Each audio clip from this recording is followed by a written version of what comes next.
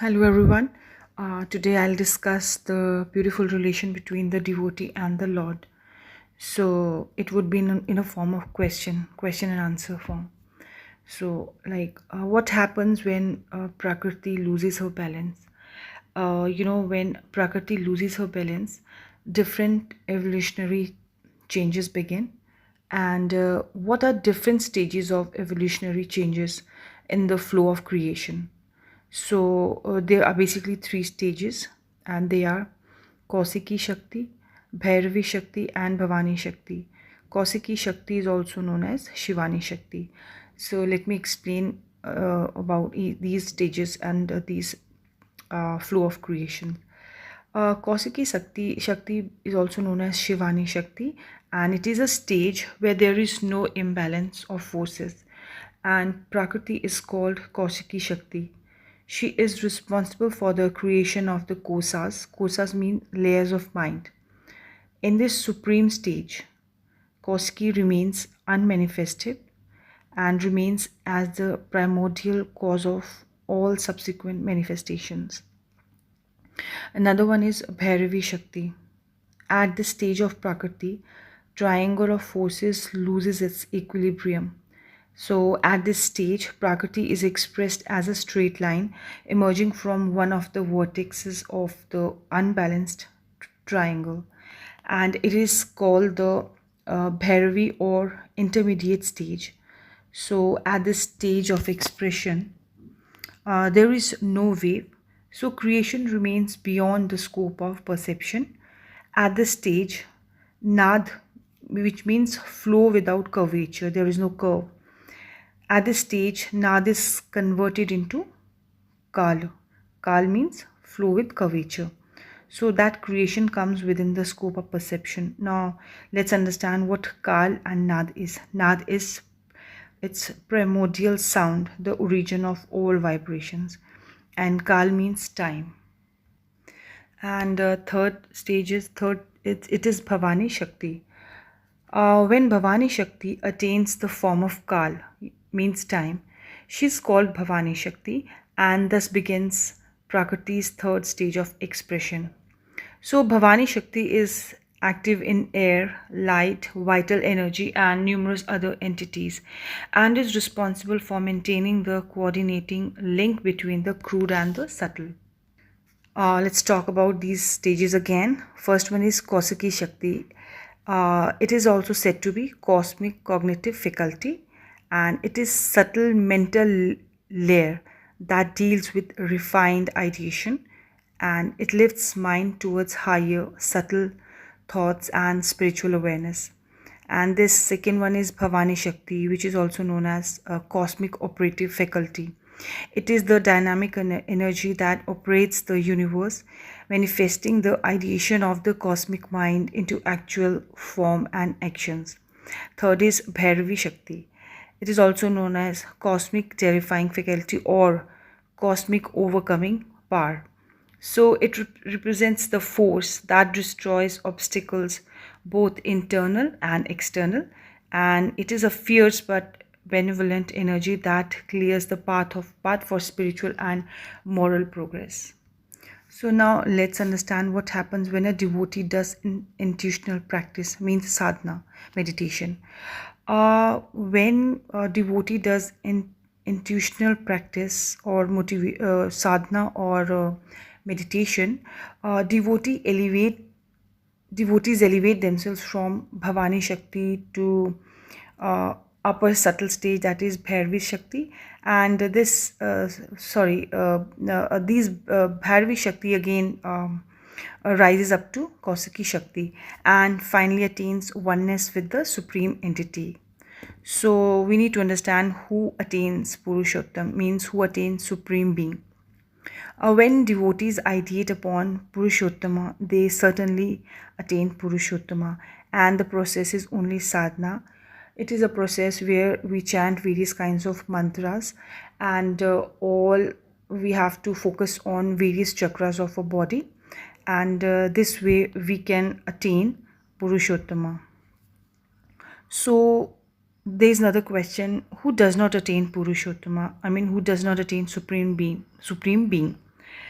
So it's very important to understand over here that those who accept matter as their object of ideation, they can never attain Purushottama.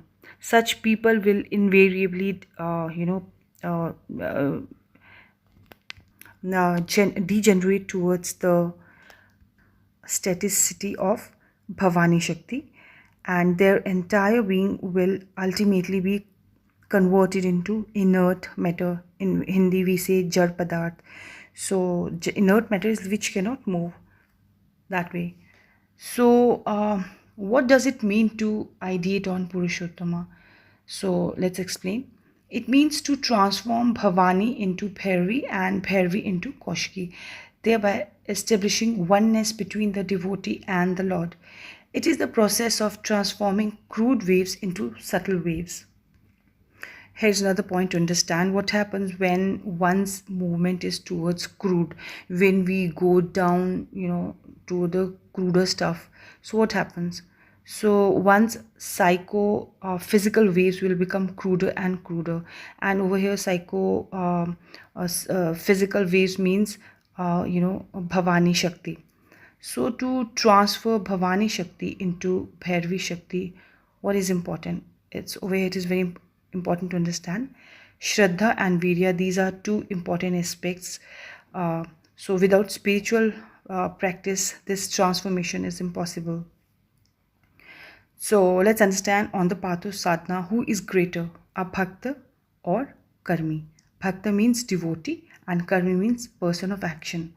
So for bhaktas, all actions are a part of their psycho-spiritual practice, whereas for karmis, a person of action, actions are merely. So therefore, those people whose actions are indistinguishable from devotion are true devotees. So thus in the process of conversion of Bhavani Shakti into Bhairavi Shakti, devotion plays a great role than so-called, action, karma. And let's understand what is the source of inspiration of the individual's effort to convert crude energy into subtle energy.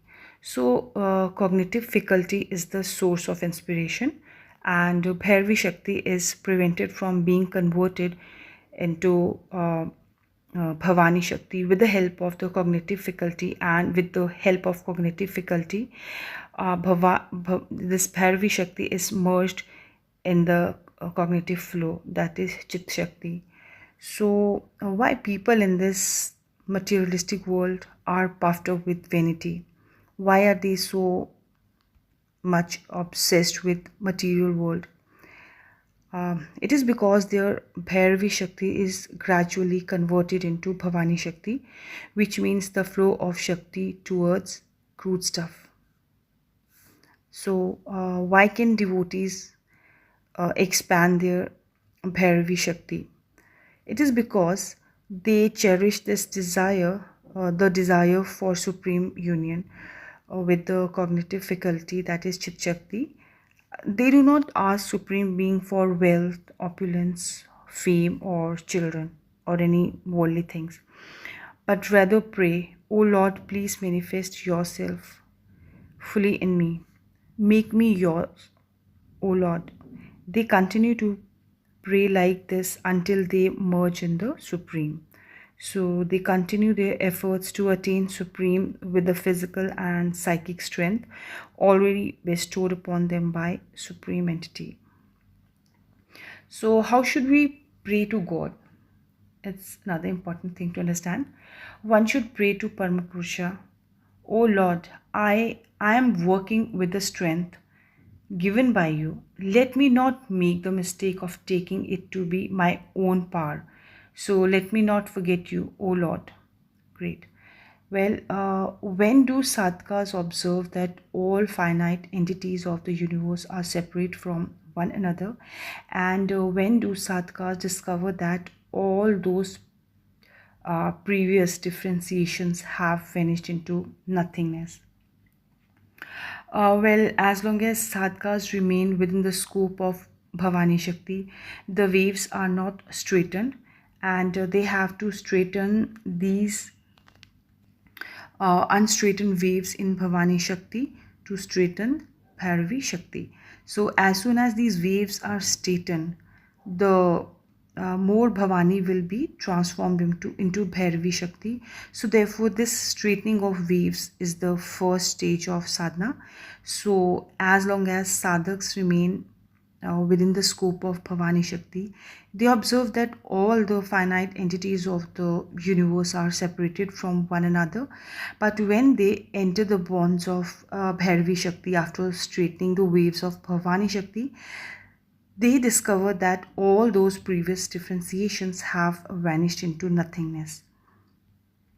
So we can say that more the influence of Bhavani Shakti, the greater the feeling of differentiation, and more the influence of Bhairavi Shakti, the greater the feeling of unity. This is the difference. Now there is one more important thing to understand, that is like what is the difference between individual dharma and social dharma. See, people think that simply doing social service is the best process of sadhana, but they are mistaken. When a sadhak does institutional practice or sadhana, or you can say meditation, he succeeds in elevating Bhairavi and Bhavani Shakti in individual life. A person who develops the cognitive faculty, that is Chit Shakti, in this way will spontaneously do social service. So service is the way and life of such a spiritual aspirant. So therefore this way a balance between one's individual dharma and the social dharma will be established. So another thing which people ask is like, when does one realize that no one in this universe is inferior and all are the children of the same Supreme Father? It happens when one's cognitive faculty, that is Chit Shakti, becomes so subtle that one sees Brahma in all manifested entities. So, what happens when we attain bookish knowledge and do not practice sadhana? Bookish knowledge is only perceptual knowledge. It cannot take one beyond the boundary of perception. If people study constantly without practicing sadhana, psychophysical parallelism will make them vain and egotistical. So, how does yogis and pandits attain knowledge by Vedas and scriptures? So, when the Vedas and scriptures are churned, important thing to understand, please listen carefully. When the Vedas and scriptures are churned, the essence of knowledge is assimilated by the yogis and the non-essential portion is eaten by the pandits. Let's understand this way. The constant churning of the ocean of knowledge produces butter and buttermilk. The spiritual aspirant eat the butter, the pandits remain satisfied with the buttermilk, and the goal of sadhaka is not to become a bookworm but to become a devotee.